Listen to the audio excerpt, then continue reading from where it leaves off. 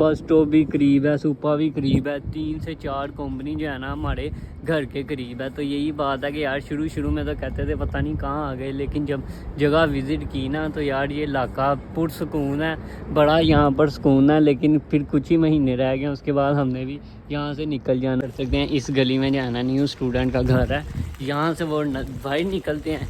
ये तीसरी गली बाहर हो के साथ ही बैंक का आ गया और वो इशारा क्रॉस करके सामने स्कूल। मतलब कि हमें पैदल स्कूल, घर से स्कूल जाते हुए लगते हैं 7 से 8 मिनट, इनको लगते हैं 2 मिनट।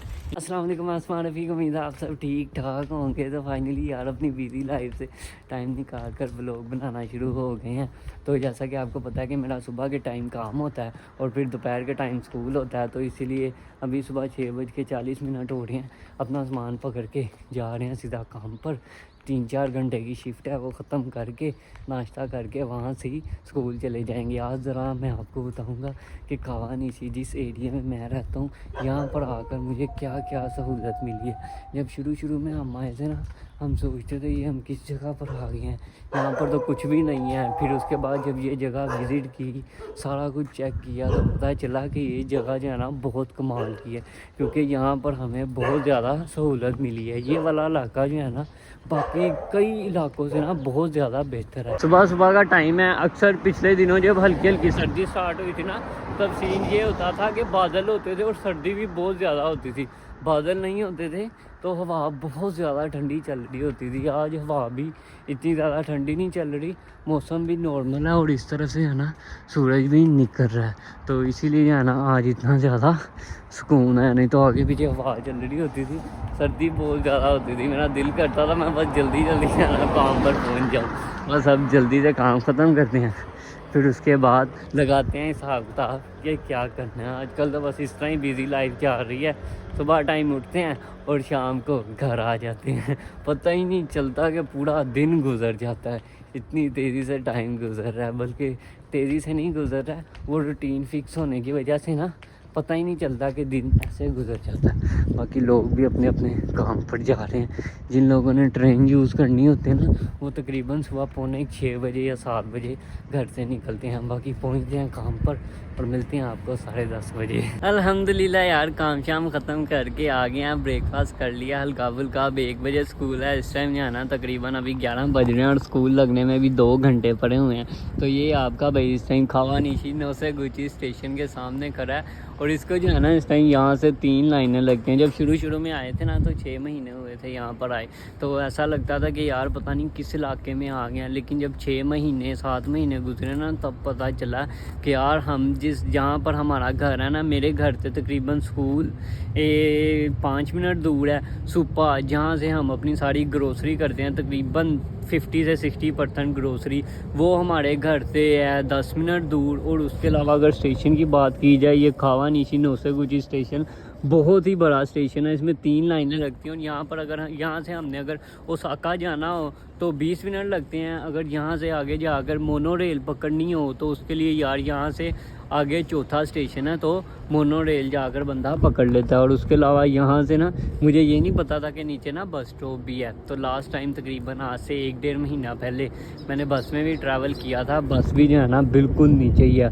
बस स्टॉप भी करीब है, सुपा भी करीब है, 3 से 4 कंपनी जो है ना हमारे घर के करीब है। तो यही बात है कि यार शुरू में तो कहते थे पता नहीं कहाँ आ गए, लेकिन जब जगह विज़िट की ना तो यार ये इलाका पुरसकून है, बड़ा यहाँ पर सुकून है। लेकिन फिर कुछ ही महीने रह गए, उसके बाद हमने भी यहाँ से निकल जाना। और ये रहा सामने एक बड़ा माल जिसके अंदर KFC से लेकर पता नहीं कौन से बर्गर और उसकी शॉप मौजूद है, लेकिन ये सारे ही हराम है, हमारे खाने वाले नहीं हैं। ये रही भाई हमारा खवानीसी का बस स्टॉप, जहाँ से तकरीबन हर 20 मिनट बाद जो है ना बस गुजरती है, वो देख सकते हैं। इसके 1 2 3 और एट अ टाइम अभी इस टाइम 4 बसेस यहाँ पर खड़ी हुई हैं। अब ये लहदा रूट पकड़ के जाएंगी, लेकिन ये ट्रेन जो है ना वो हमें फ़िक्स टाइम पर अपने स्टेशन पर पहुंचाती हैं। लेकिन बस जो है ना मैंने 2 मरतबा ट्रैवल किया, 2 मरतबा ही जो है ना मैं इसके ऊपर ना 2 मिनट लेट हुआ हूँ। तकरीबन जहाँ स्टेशन पर अगर मैंने 10:20 पर पहुँचना ना, तो वहाँ पर लिखा हुआ है 10:20 पर आप उस स्टेशन पर पहुँचोगे, लेकिन ट्रैफिक ज़्यादा होने की वजह से 10:22, 23 24 मिनट, कभी कभी 5-10 मिनट जो है ना ये लेट ही पहुँचती है। आज इतनी ज़्यादा धूप नहीं निकली हुई, नहीं तो इस जगह पर जिस दिन यहाँ पर धूप निकली होती है ना उस दिन यहाँ पर फुल हुआ पड़ता है। यहाँ पर ये बैठने की जगह बनाई हुई है तो बहुत ज़्यादा लोग यहाँ पर आकर बैठे होते हैं, लेकिन आज तो धूप ही बहुत स्लो है। बाकी अभी घंटा भर घूमते हैं, फिर उसके बाद नमाज़ पढ़ेंगे और साथ ही हम स्कूल निकल जाएंगे। आज टेस्ट भी है, कहीं बैठ के टेस्ट की तैयारी भी करते हैं। टाइम देखा यार, इधर बाइट घूमते घूमते होमवर्क और टेस्ट याद करते करते पता ही नहीं चला कि यार 12 बज गया और मैं इधर बाइट निकला और अचानक आप चेक कर सकते हैं फुल ठंडा मौसम हो गया। मैं तो सोच रहा था भाई ये वाला महीना हुड्डी में गुजर ही जाएगा, अगले महीने जैकेट निकाल लेंगे, तो लेकिन नहीं यार आज तो बहुत ज़्यादा सर्दी हो गई है, हुड्डी में गुजारा नहीं है। अब जैकेट वगैरह निकालते हैं क्योंकि आगे जापान में जो सर्दी पड़नी है ना दिसंबर में जनवरी में, उसमें टेम्परेचर इस जगह पर जहाँ पर मैं रहता हूँ माइनस में जाना है, तो इसीलिए हमें जो है ना अपनी जैकेट निकालनी पड़ेगी।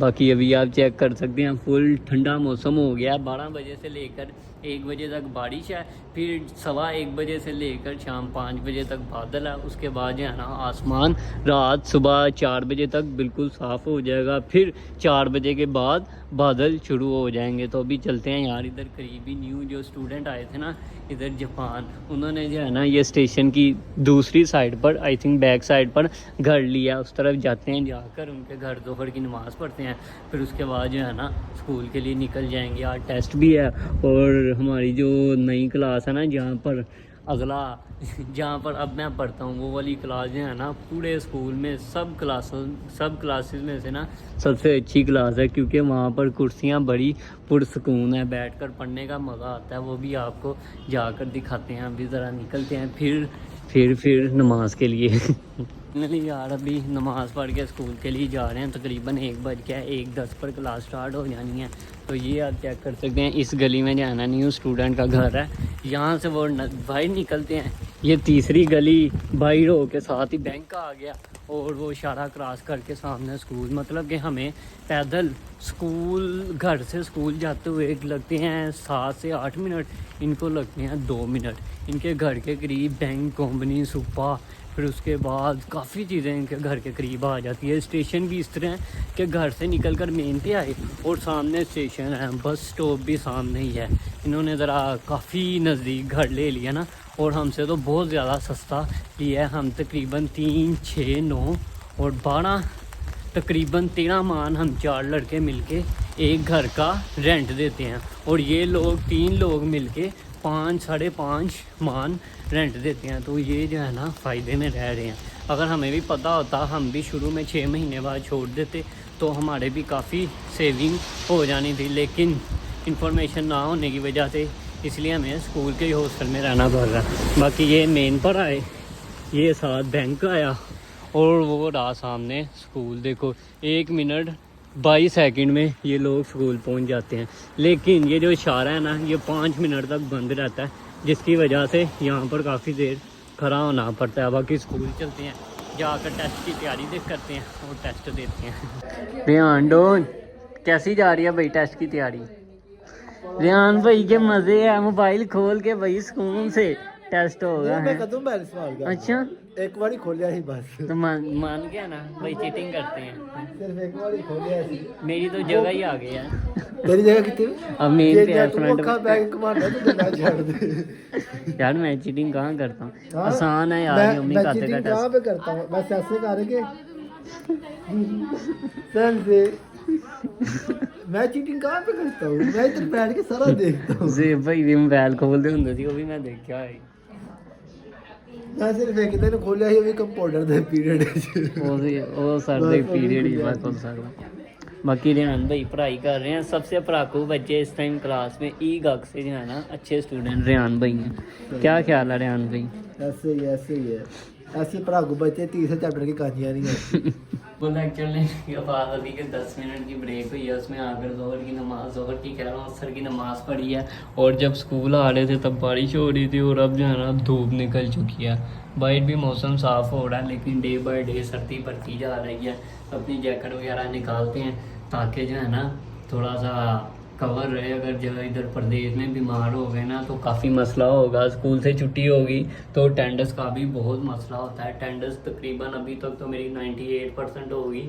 वैसे पूरे 1.5 साल में कम से कम जो है ना 90% से ऊपर ही रहनी चाहिए तो अच्छा है। उससे नीचे गई तो काफ़ी मसला हो सकता है। हर सारा दिन काम शाम करने के बाद, स्कूल से होने के बाद, 4 लेक्चर लेने के बाद अब शाम के टाइम घर जा रहे हैं और सारा इलाका इस टाइम बिल्कुल सुनसान हो चुका है। उसकी वजह ये है कि यार इस टाइम वैसे तो यहाँ पर रश होता है, लेकिन ना वीकडेज चल रहे हैं ना तो सब लोग आते हैं अपना काम शाम ख़त्म करके सीधा घर की तरफ निकल जाते हैं। सर्दी ज़्यादा होने की वजह से जो पानी इतना घर से बाहर निकलते नहीं हैं। अगर निकलते भी हैं तो बहुत पैक हो के निकलते हैं। अब गलियों से गुजरते हुए मैं घर जाऊंगा तो बिल्कुल सुनसान होगी गलियां। और इस टाइम ऊपर वाली साइड में मेरा घर है और यहाँ पर है भी सारे पहाड़ और मुझे इस टाइम अच्छी खासी सर्दी लग रही है। घर जाते हैं, हीटर चलाते हैं, सुकून से सोते हैं, फिर सुबह उठ के वही ट्रक की बद्दी के पीछे लगेंगे और काम पर निकल जाएंगे। ये मैंने ज़रा अपना रास्ता वगैरह चेंज किया हुआ ताकि आपका भाई जल्दी घर पहुंच जाए। अब निकलते हैं सुबह फिर काम इंशाल्लाह ताला किसी ना किसी टॉपिक पर कल भी व्लॉग बनाएंगे। तो उम्मीद है कि आपके मेरी वीडियो पसंद आई होगी। अगर आपके मेरा व्लॉग पसंद आया तो इस वीडियो को लाइक करें, सब्सक्राइब करें और अपने दोस्तों में शेयर करें। मिलते हैं अगली वीडियो में। अल्लाह हाफिज़।